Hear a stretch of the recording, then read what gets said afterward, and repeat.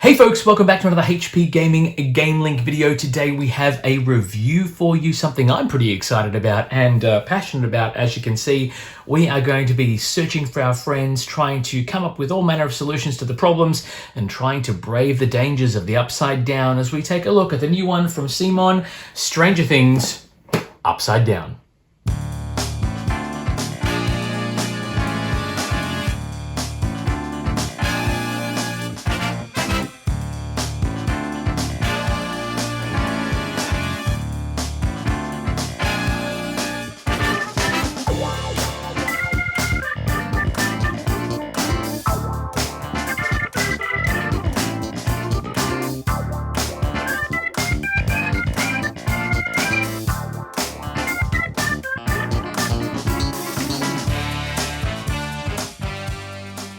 Hello again friends, welcome back to another HP Gaming video. My name is Matt, for those of you who don't know me, and if you don't, we're going to become good friends, I am sure of it. As I said in the tease, we are looking at Stranger Things Upside Down by CMON, designed by Rob Daviau, which is obviously, the man is no slouch. He's been responsible for some epic board gaming bits and pieces, including Pandemic Legacy, Cthulhu Death May Die, Pandemic in general. I think he's involved in the Crossbows and Catapults reboot as well, so lots and lots and lots of games to his credit. I think it's about 141 titles to his name. But I just want to give you a bit of an overview of Stranger Things, my thoughts on this one. It's been out for a little while now. Finally got a chance to get it to the table, give you a bit of a rundown of how it all works. So at its core, this is a game where you and your friends are going to be looking for your missing ally, Will Byers, who has mysteriously disappeared in the town of Hawkins, Indiana, 1983, I believe. You and your allies are going to be working around town trying to gather information, gather intelligence, and put together all sorts of resources to, one, rescue Will and beat back the things that lie in the Upside Down. This game is designed for 2 to 4 players, designed to take place in about an hour, give or take, and designed, I think, for ages 14 and up. Although, if you're not a fan of the show, yeah, well, I mean, you could get away with younger gamers as well. I know Charlotte has played this one many times. I will say the game comes with a Season 1 and a Season 2 element. There is a plethora of options. The board is double-sided as well. At its core, this is a cooperative game where you are going to be managing your hand of cards, trying to make your way to different locations on the board, complete different actions, and ultimately complete and fulfill certain objectives before the deck runs out, or before one of your characters, like our friend Dustin here, is terrified on the track, that big nasty red X. It's a game where you will, there's many ways to lose and only really one way to win, including by completing that objective. Pretty straightforward, but it's game mechanics. As I said, cooperative game. Hand management is key. Action selection is pretty important because a lot of the spaces on the board have multiple things you can do. Strategy in terms of where you move your allies, pick up different resources off the board, whether you go for item cards or things like that. And there is a hidden information mechanic as well, which I understand could be quite polarizing, but I think it's genius, which you can expect from someone like Daviau, who's put this one together. This is a game, and I'll take you through a bit of a flyover of all the different components in the not too distant future, but this is a game by CMON. So the minis in the game, chef's kiss.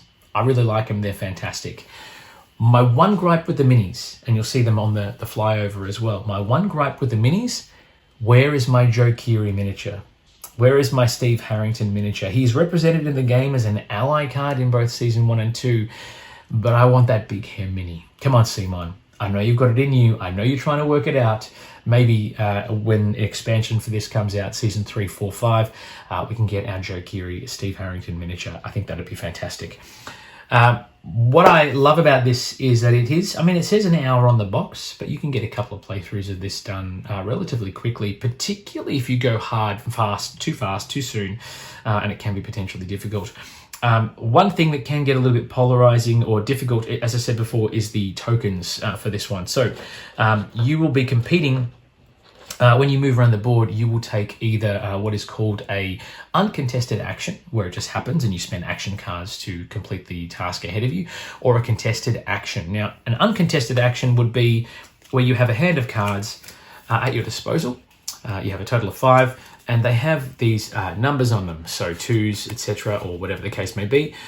For a get item action, if I was going to look through the item deck and try and find some bits and pieces, I might commit a 2 card to that action, which means I would get to choose 2 cards from the item deck, pick one, and put the other one face down on the deck. That's an uncontested action. If it's a contested action, I need to use my resources here on those cards in my hand to provide a better value than the token stack, which is made up of these tokens that are on the board.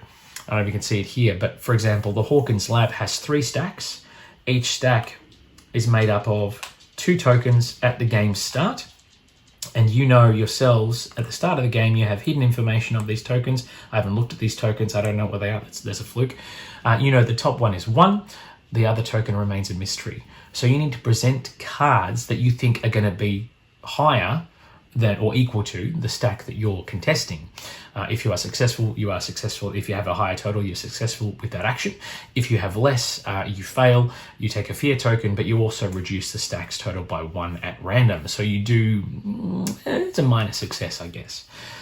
Bear in mind too that your character cards have limited spaces on their fear track, and if your character ever gets terrified, then the game ends in a loss for the entire team. There's also a mechanic for 11. She is actually not a playable character in the game as such, which I kind of like, only because there's going to be no fights over who has the psychokinetic powers. The 11 mechanic basically states that she will, at the end of every turn, you turn over 1 scene card, plus a fear card for every one of these danger symbols that you play during your turn. In doing so, that obviously provides setbacks and risks and things for the game, and can potentially cause your fear tracks to rise, move the enemies around the board, and so on and so forth. As 11 moves along, whenever you deplete the action deck here, you move 11 along to the next point, and she draws 2 scene cards at the end of a turn, plus any danger cards, and then again 3 cards. If you run through the action deck 3 times and would need to replenish it a 4th time, the game also ends in a loss. The way you win in the season 1 is obviously you go to you have to find the rescue will locations and have one of those contested stack actions that we talked about. That is how you win the game here. In season 1, you need to complete and deplete all of the rescue will stacks in order to complete the objective. In season 2, it's a little bit different. You've got to close the gate. If you remember, in season 2 of the TV series, 11 was lowered down into the laboratory and had to close the gate to prevent the Mind Flayer from breaking through the Upside Down into our world. It is a very simple mechanical game.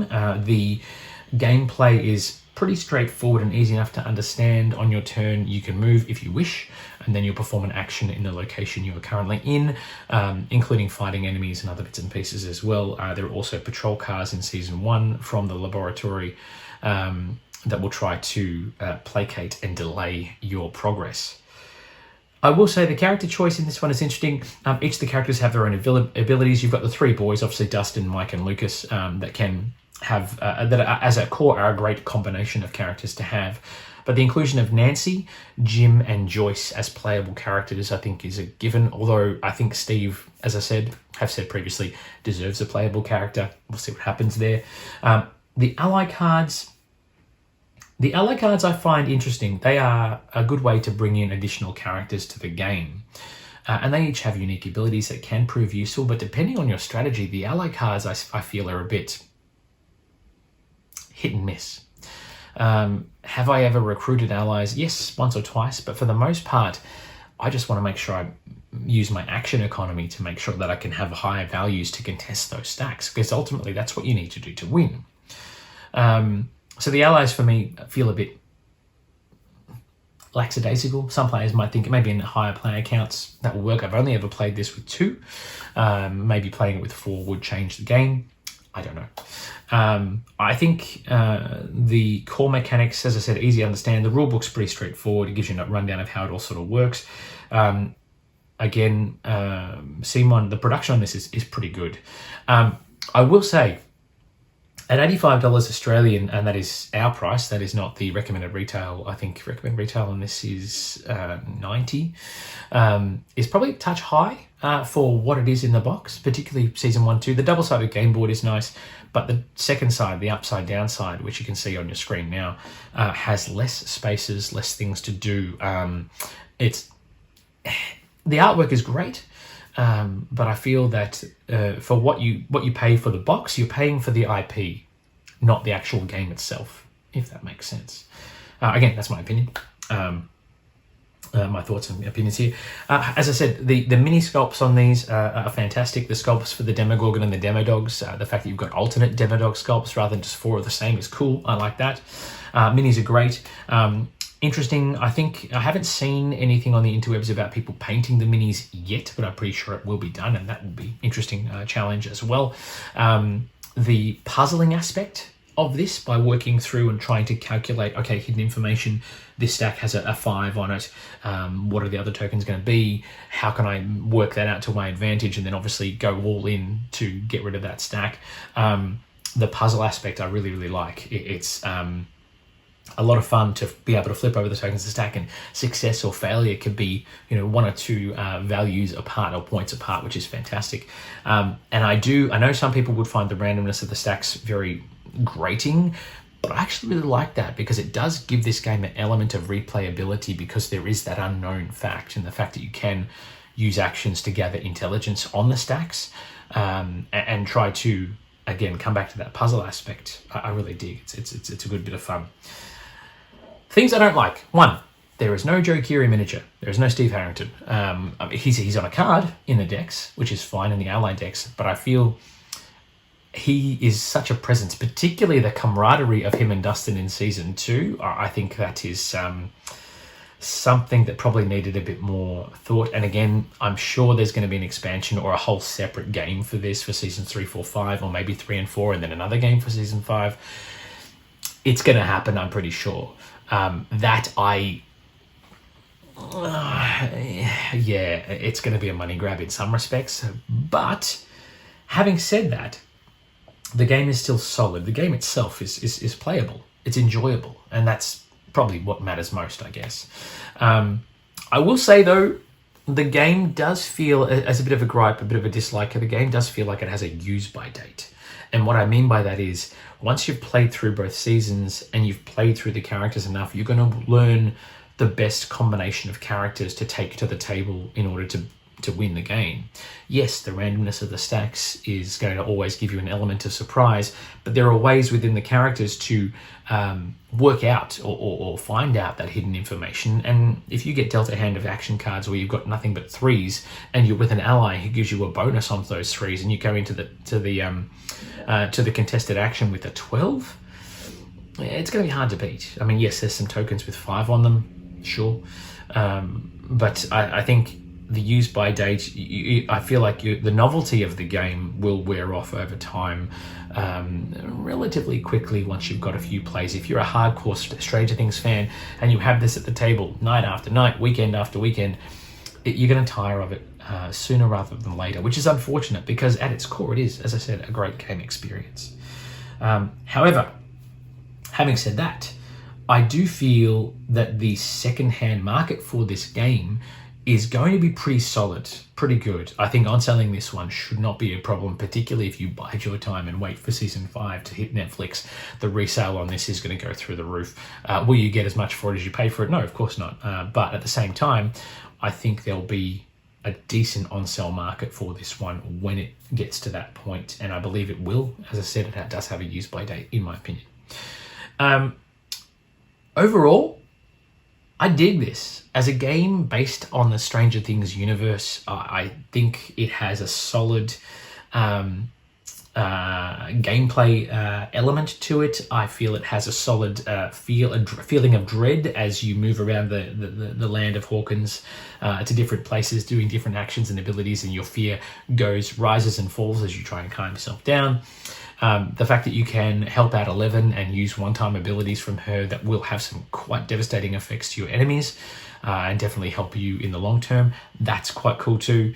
The laboratory is an included location to help you, try to make it work best and placate some of those danger cards that you play. Another thing, there's no Bob. As far as I'm aware, Bob is missing as well. Again, I haven't looked through all of the Season 2 cards, so maybe he's in there. If he is, I'm sorry. But there's no Bob, who was a pretty big player in Season 2, as it turns out. But anyway, that's whatever. You can't have everything. You can't have all of the stuff that you want. Do I think this is something that people are going to play and play through until it's well and truly dead in the ground? Yes, I do. Do I think the on-selling ability? Yes, I think it's going to have a great on-selling second-hand market. Do I think there will most likely be a second version of this? Yes, I do, and potentially a third game as well in the CMON line, because it's CMON, that's what they do. But I will say, if they do that, as much as it's going to annoy me, I'm pretty sure I'm going to be all in on that as well, because ultimately this isn't a Kickstarter, this is a straight-to-retail mass-market game. And it's pretty solid, I have to say. I've really enjoyed it so far. I'm enjoying to seeing what happens when other people think of it, when I bring it to the table. And it's a good addition to a collection, not necessarily if they're a Stranger Things fan. If you know nothing about Stranger Things, you won't enjoy this as much, I will say that. It is IP heavy. But if you don't know anything about Stranger Things and you come to the table, sit down, and someone explains it to you, you're going to pick it up pretty quickly. It's pretty straightforward. And I think that is also where this shines a little bit as well. Overall, thoroughly enjoyed it. Great experience. Check it out. We're going to roll some B-roll for you and show you what this looks like when it's all set up on the table. Otherwise, folks, we'll see you back here very soon for more board gaming content. Check out Stranger Things Upside Down. It is worth a look. I've enjoyed it. I hope you will too. Until next time, folks, it is bye for now.